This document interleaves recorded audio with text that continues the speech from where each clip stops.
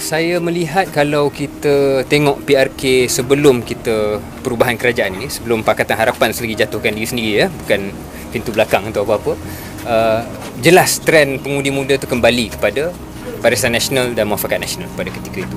Ini adalah ujian pertama. Selepas Barisan Nasional kembali sebahagian daripada kerajaan, adakah pengundi muda menyokong pada kerajaan, tetapi kali ini kerana percaya dan sokong Barisan Nasional itu sendiri. Jadi ini ujian pertama. Kalau tanya saya, mengikut trend dan melihat riak wajah pengundi, kadang-kadang kita pun ada deria politik, saya nampak trend itu kekal. Trend yang berlaku sebelum 1 Mac 2020 sampai ke hari masih ada, iaitu mereka sudah muak dengan politik Pakatan Harapan. Bukan hanya tak tunai janji, tapi baru-baru yang sekarang ini pun 6 bulan nak serah balik, nak jadi, seorang nak jadi PM, seorang tak nak sokong, lepas tu sokong balik. Jadi perkara ni saya ingat orang muda khususnya dia fed up. Dia tak nak tengok perkara ni. Dia nak tengok apa perancangan kedua-dua belah pihak. BN pun tak sempurna, kita pun nak kena tawarkan sesuatu, tapi sekurang-kurangnya kita nampak kesatuan tersebut. Parti-parti dalam kerajaan hari ini nampak ada kesatuan yang fokus kepada pakej ekonomi, fokus tentang apa yang kita nak kita laksanakan selepas COVID. Itu menjadi perbualan orang politik belah sini. Yang belah sana ni siapa nak jadi PM. Jadi saya nampak itu pun orang muda dah tak ada pilihan sebenarnya. Kenalah bagi undi kita kepada calon nombor 3 Mat Syarif Matin. Saya nampak permasalahan atau cabaran belia dan orang muda secara umumnya, dan khususnya di sini ini memang soal pekerjaan, peluang pekerjaan yang mana segala pembangunan baik dan cemerlang di bawah Felda sekarang ni perlu disambung supaya peluang pekerjaan itu datang ke bumi sini. Kita lihat pengundi luar pun ramai, dan antara sebabnya barangkali adalah ramai yang memilih ataupun merasakan bahawa lebih cerah masa depannya kalau di luar kawasan sini.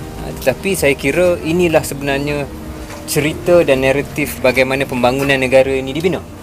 Bermula daripada tak ada, jadi ada dengan Felda, dengan perkampungan Felda, perkampungan tradisi yang ada kat sini, sampailah generasi kedua, ketiga peneroka. Sekarang ni masalah lain pula ataupun cabaran lain. Dan saya yakin dengan institusi dan Parti Barisan Nasional calon kita Saudara Mat Syarif Mat Zain, inilah sebenarnya fasa seterusnya kecemerlangan keluarga ataupun warga Felda, yang mana Cini ini akan menyaksikan satu kebangkitan ataupun penambahbaikan yang saya yakin Saudara Mat Syarif mampu bawa.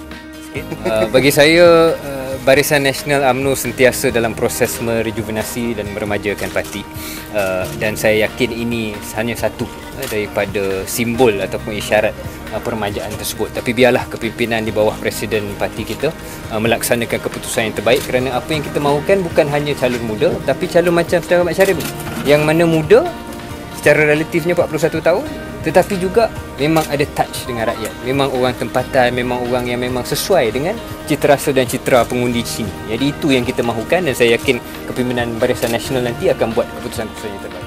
Saya rasa kita nak kena gambarkan perkara ni dengan tepat, iaitu bukan sangat luahan apa yang mereka nak tak dapat, tapi betapa mereka dah melihat pembangunan yang wujud semenjak menjadi generasi pertama, generasi kedua, generasi ketiga peneroka, dan juga yang sebelumnya kampung tradisi.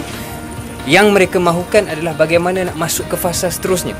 Mereka tak komplain tentang benda ni tak ada, benda itu tak ada. Tidak. Dia lebih kepada kita dah bersyukur dan berterima kasih dengan apa yang dilaksanakan oleh arwah Datuk Bakar sendiri dan juga BN secara keseluruhannya. Now kita nak ke fasa seterusnya, dan ada beberapa permintaan macam saya dah kupas sedikit sebanyak, soal peluang pekerjaan, soal perumahan, soal air yang sudah pun ke arah diselesaikan. Jadi ini perkara yang saya kira dalam mana-mana pergerakan ataupun generasi politik akan sentiasa ada cabaran-cabaran yang perlu diselesaikan. Jadi saya nampak ni hanya satu daripada perkara yang boleh kita laksanakan di bawah calon BN kita nanti, insyaAllah.